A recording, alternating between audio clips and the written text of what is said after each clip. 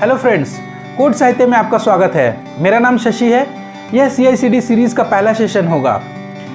In series का ultimate objective CI/CD के evolution को समझना है। डेवऑप्स क्या है और हमें इसकी क्यों आवश्यकता है। हम ट्रेडिशनल SDLC मॉडल्स और उनकी कमियों पर गौर करेंगे और अंत में CI/CD पैटर्न का यूज़ SDLC में करेंगे। तो चलिए चलते हैं।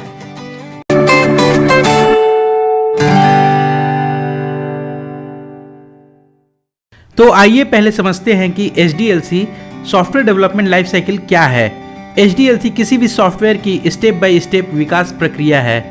इस लाइफ साइकिल की शुरुआत प्लानिंग फेज से होती है और फिर रिक्वायरमेंट एनालिसिस, सॉफ्टवेयर डिज़ाइन जैसे कि आर्किटेक्चरल डिज़ाइन, डेवलपमेंट एवं टेस्टिंग और अंत में डिप्लॉयमेंट एवं मेंटेनेंस फेज तक चलती है।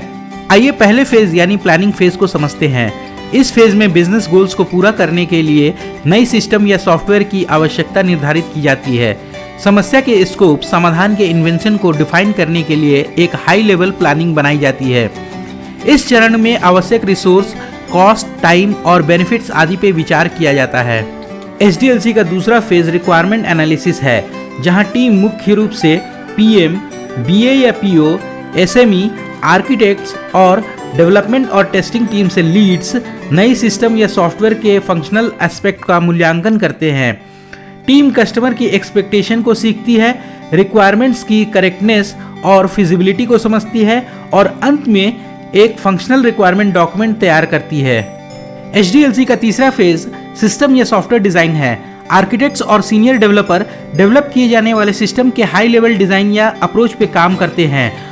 Preferred technology, risk, budget, team क्षमता, टाइमलाइन आदि जैसे सभी पहलुओं पर प्रोजेक्ट के सभी स्टेक होल्डर्स के साथ डिस्कस या रिव्यू की जाती है और अंत में सिलेक्टेड डिजाइन के लिए एक डिजाइन स्पेसिफिकेशन डॉक्यूमेंट तैयार किया जाता है। SDLC का चौथा फेज डेवलपमेंट एंड टेस्टिंग है। रिक्वायरमेंट के डेवलपमेंट के लिए डेवलपमेंट टीम को सॉफ्टवेयर का अप्रूव्ड डिजाइन प्रदान किया जाता है। डेवलपर प्रत्येक सिस्टम कंपोनेंट्स के इम्प्लीमेंटेशन के लिए कोड लिखते हैं।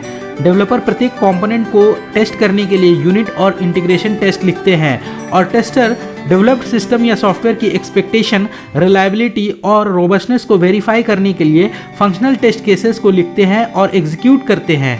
SDLC का पांचवा फेज डिप्लॉयमेंट और मेंटेनेंस है। डेवलप्ड सिस्टम या सॉफ्टवेयर को UAT, स्टेजिंग या प्री प्रॉड इत्यादि जैसे विभिन्न लोअर एनवायरनमेंट में वेरीफाइड होने के बाद प्रोडक्शन एनवायरनमेंट में डिप्लॉय किया जाता है। ऑपरेशनल टीम नामक एक टीम डिप्लॉयमेंट प्रक्रिया के लिए सभी प्रकार के हार्डवेयर सॉफ्टवेयर कॉन्फ़िगरेशंस का ख्याल रखती है। डिप्लॉयमेंट के बाद लाइव सॉफ्टवेयर, जब सॉफ्टवेयर के एक्चुअल यूजर्स इसका उपयोग कर रहे होते हैं, ऑप टीम द्वारा मेंटेन रखा जाता है। टीम लाइव सॉफ्टवेयर को मॉनिटर और ऑपरेट करती है। यदि लाइव सॉफ्टवेयर में कोई इशू पाई जाती है तो टेक्निकल सपोर्ट टीम उसे रिजॉल्व करती है, लेकिन इशू काफ़ी गंभीर हो तो डेव टीम इशू को फिक्स करती है। सभी प्रकार के टेस्टिंग किए जाने के बाद फिक्स्ड वर्जन प्रोडक्शन के लिए रिलीज किया जाता है। SDLC के विभिन्न चरणों को ऑर्गेनाइजेशंस द्वारा सॉफ्टवेयर डेवलपमेंट करने के लिए विभिन्न मॉडलों का उपयोग करके डायरेक्ट किया जाता है। ये मॉडल डेवलपमेंट की डायरेक्शंस को आसान बनाते हैं, रिस्क को कम करते हैं और सॉफ्टवेयर की क्वालिटी को सुनिश्चित करते हैं। लेकिन हर मॉडल के अपने फ़ायदे और नुकसान होते हैं। हालांकि कई SDLC मॉडल हैं, लेकिन सबसे बेसिक और पॉपुलर मॉडल वाटरफॉल मॉडल है।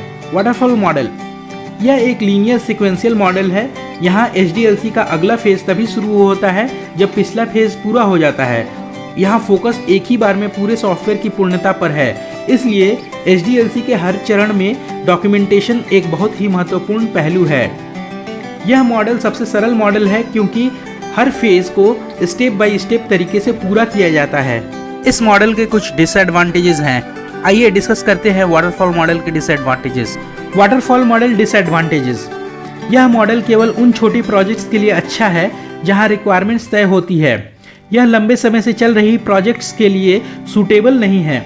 प्रोजेक्ट्स पूरा होने पर हाई रिस्क शामिल है और विभिन्न अनसर्टेनिटीज हैं। यहाँ सॉफ्टवेयर को एक बार में पूरा करने पर ध्यान केंद्रित किया जाता है, इसलिए एंड प्रोडक्ट की प्रतीक्षा में लंबा समय लगता है। हालांकि SDLC स्टेजेस को अच्छी तरह से परिभाषित किया गया है। स्टेजेस के भीतर प्रगति को मापना काफ़ी कठिन है। डेवलपमेंट प्रोसेस डेवलपमेंट के बीच में कस्टमर फीडबैक के लिए लचीली नहीं है, या दूसरे शब्दों में डेवलपमेंट प्रोसेस चल रही प्रोजेक्ट्स के बीच में रिक्वायरमेंट चेंज को एकोमोडेट नहीं कर सकती। शुरुआत में रिक्वायरमेंट्स पर कंप्लीट क्लैरिटी की आवश्यकता होती है, क्योंकि सभी स्टेज बहुत फ्लेक्सिबल नहीं होते हैं। हाथी जैसे बड़े प्रोजेक्ट्स में कोई भी छोटी त्रुटि, बग फिक्स रिस्की हो सकता है, क्योंकि कोई भी इम्पैक्ट एरिया को नहीं बता सकता है।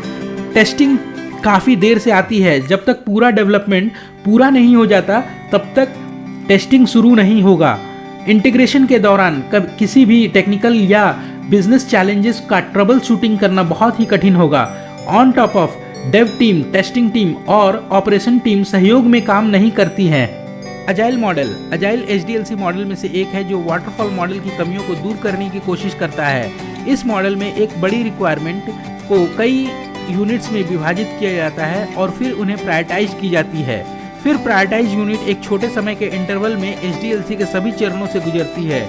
इन इंटरवल्स को स्प्रिंट कहा जाता है, जो 1 या 2 या अधिकतम 3 सप्ताह तक चलता है। लक्ष्य प्रोडक्ट के कुछ हिस्से को जल्द से जल्द मार्केट में रिलीज करना है, ताकि यूजर्स प्रोडक्ट को यूज करना शुरू कर सके। अजाइल क्लाइंट फीडबैक को एकोमोडेट करने में अधिक फ्लेक्सिबल है। HDLC के सभी फेज के दौरान क्लाइंट की एंगेजमेंट और इंटरेक्शन अच्छी होती है, और इस तरह क्लाइंट प्रोडक्ट के प्रोग्रेस को जानता रहता है। द अजाइल मॉडल डिसएडवांटेजेस, हालांकि पॉजिटिव एस्पेक्ट्स ग्रेट हैं, लेकिन बिल्ड और डिप्लॉयमेंट पर्सपेक्टिव से अजाइल के कुछ नुकसान हैं। वे इस प्रकार हैं। टेस्टिंग हेक्टिक हो जाता है, क्योंकि डेव टीम से बहुत अधिक बिल्ड दिए जाते हैं। यह सिर्फ टेस्टिंग नहीं रहता, ये कंटिन्यूअस टेस्टिंग हो जाती है। साथ ही रिलीज के दौरान नए डेवलपमेंट का इंटीग्रेशन भी एक हेक्टिक टास्क है। टेस्टिंग डेव एनवायरनमेंट में होता है। टेस्टिंग की गुणवत्ता खराब हो सकती है। डेव टीम कम समय के कारण यूनिट टेस्ट लिखने से बहुत बार डीफोकस्ड हो जाती है, और इस प्रकार डेव टीम द्वारा कम यूनिट टेस्ट लिखा जाता है। डेव और ऑपरेशन टीम साइलोस में काम करते हैं। इसका मतलब है कि डेवलपर संतुष्ट है जब उनका कोड फंक्शनैलिटी डिलीवर करता है, और यदि रिलीज प्रोडक्शन में ब्रेक होता है तो प्रॉब्लम को ठीक करना ऑपरेशन टीम पर निर्भर हो जाता है। अजाइल केवल सॉफ्टवेयर डेवलपमेंट, टेस्टिंग और डिप्लॉयमेंट पर फोकस्ड है, बस इतना ही। ऑपरेशन साइड पर कोई ध्यान नहीं है। अब हम समझेंगे कि डेवऑप्स क्या है। यह फिलॉसफी, माइंडसेट या आप डेवलपमेंट कल्चरल बदलाव कह सकते हैं, जो डेवलपमेंट और ऑपरेशन टीम को पूरे प्रोडक्ट लाइफ साइकिल में एक दूसरे के साथ काम करने में सक्षम बनाता है। डेवऑप्स डेवलपमेंट एक्टिविटीज़ जैसे कि प्लानिंग, डिज़ाइन, कोडिंग, टेस्टिंग और डिप्लॉयमेंट को ऑपरेशनल एक्टिविटी जैसे मेंटेनेंस, मॉनिटरिंग, कॉन्फ़िगरेशन मैनेजमेंट और एडमिनिस्ट्रेशन आदि के साथ मर्ज करता है। अब सवाल है कि डेवऑप्स क्यों, या पूछ सकते हैं कि डेवऑप्स किन प्रॉब्लम्स को सॉल्व करता है। वाटरफॉल या अजाइल मॉडल का मुख्य दोष यह था कि डेवलपमेंट और ऑपरेशंस के एनवायरनमेंट वहाँ समान नहीं थे, क्योंकि उनके पास अलग अलग हार्डवेयर और सॉफ्टवेयर कॉन्फ़िगरेशंस और अदर सपोर्टिंग एप्लीकेशंस थे, और कहीं ना कहीं यह रिलीज को प्रभावित कर रहा था, और इस प्रकार प्रोडक्शन में रिलीज के समय रोलबैक की संभावनाएं अधिक थीं। उसके बाद जब भी कोई समस्या होती थी तो डेवलपर्स कहते थे यह मेरी मशीन में काम करता है। डेवलपमेंट की डेवऑप्स स्टाइल में कम्युनिकेशन, कोलैबोरेशन और इंटीग्रेशन के साथ सॉफ्टवेयर डेवलपमेंट की कल्चर में सुधार करके इन कमियों को कम किया गया। अगर हम कम्युनिकेशन की बात करें तो फास्टर फीडबैक देकर, कोलैबोरेशन, डेवलपमेंट और ऑपरेशंस टीम में ट्रांसपेरेंसी रखकर, और डिफरेंट टूल्स के सहारे इंटीग्रेशंस को बूस्ट अप किया गया। इसके अलावा CI/CD के माध्यम से बिल्ड, टेस्टिंग और डिप्लॉयमेंट प्रोसेसेस को ऑटोमेट करने पर अधिक ध्यान दिया जाता है, ताकि डिप्लॉयमेंट योग्य सॉफ्टवेयर की अवेलेबिलिटी ऑलवेज ऑन हो।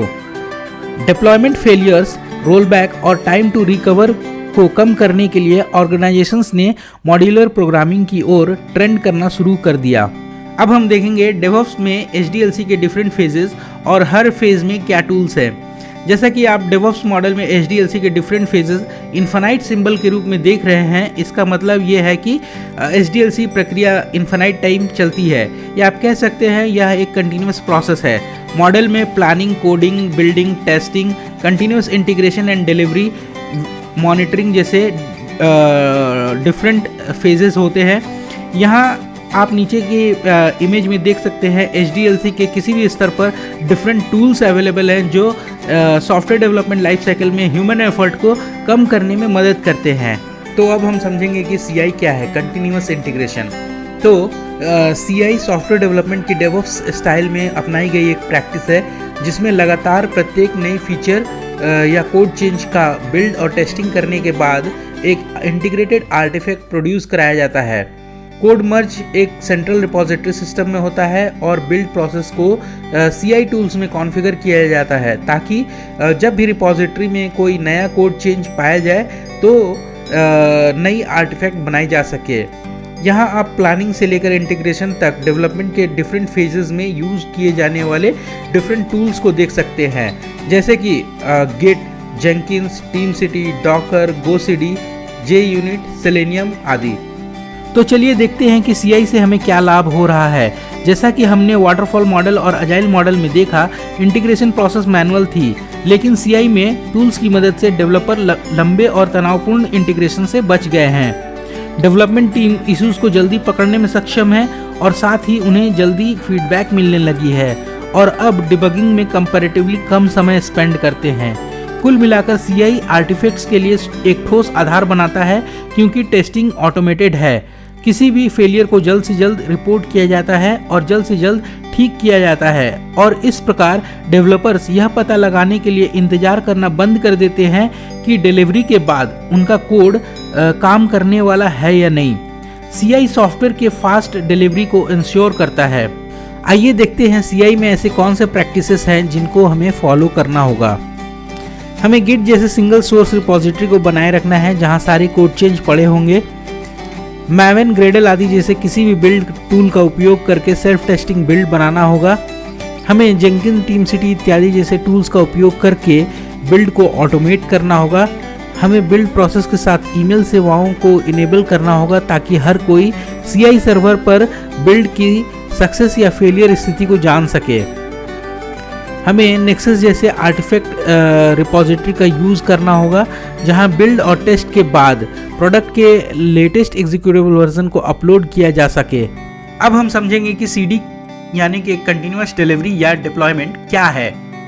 CD सॉफ्टवेयर डेवलपमेंट की डेवऑप्स स्टाइल में अपनाई गई एक प्रैक्टिस है जहां CI प्रोसेस द्वारा बिल्ड की गई आर्टिफैक्ट्स को विभिन्न एनवायरनमेंट्स में डिप्लॉय किया जाता है। CD इंश्योर करती है कि प्रोडक्ट किसी भी समय प्रोडक्शन में जाने के लिए तैयार है। कंटिन्यूअस डिलीवरी या कंटिन्यूअस डिप्लॉयमेंट अचीव करने के लिए HDLC के सभी फेजेस को ऑटोमेट करने की आवश्यकता है। दूसरे शब्दों में CD end to end release process को ऑटोमेट करता है। तो सवाल यह है कि अगर हम CD को अपनाते हैं तो हमें क्या फ़ायदे मिलते हैं। तो CD को अडॉप्ट करने से यह डिप्लॉयमेंट के फेलियर के रिस्क को कम करता है। हम स्मॉल चेंजेस को डिप्लॉय करते हैं जो पहले से ही अलग अलग तरह की टेस्ट जैसे unit testing, functional testing, integration testing और रिग्रेशन टेस्टिंग डिफरेंट एनवायरनमेंट्स में जैसे UAT, स्टेजिंग या प्री प्रोड इत्यादि के माध्यम से गुजर चुके हैं। इसलिए प्रोडक्ट को प्रोडक्शन में फेल होने की संभावना कम हो जाती है। CD प्रोडक्ट की फास्ट डिलीवरी में मदद करती है और प्रोडक्ट जल्द से जल्द मार्केट में पहुंच जाता है। चूंकि प्रोडक्ट की रिलीज की फ्रीक्वेंसी प्रोडक्शन में बढ़ जाती है, इसलिए ऑपरेशन टीम या यूजर्स जल्द से जल्द नए प्रोडक्ट का उपयोग कर पाते हैं। इसलिए वो फीडबैक भी जल्द से जल्द देने में सक्षम होते हैं, जिससे प्रोडक्ट को पहले से बेहतर बनाने में मदद मिलती है। Continuous delivery versus continuous deployment. जैसा कि मैं CD शब्द का उपयोग कंटिन्यूअस डिलीवरी और कंटिन्यूअस डिप्लॉयमेंट दोनों के लिए कर रहा हूं, दोनों केवल एक को छोड़कर समान हैं। और कंटिन्यूअस डिलीवरी और कंटिन्यूअस डिप्लॉयमेंट के बीच अंतर यह है कि कंटिन्यूअस डिलीवरी में प्रोडक्शन को अपडेट करने के लिए एक मैनुअल अप्रूवल स्टेप होता है, जबकि कंटिन्यूअस डिप्लॉयमेंट फुल ऑटोमेशन होता है, कोई मैनुअल अप्रूवल की आवश्यकता नहीं है।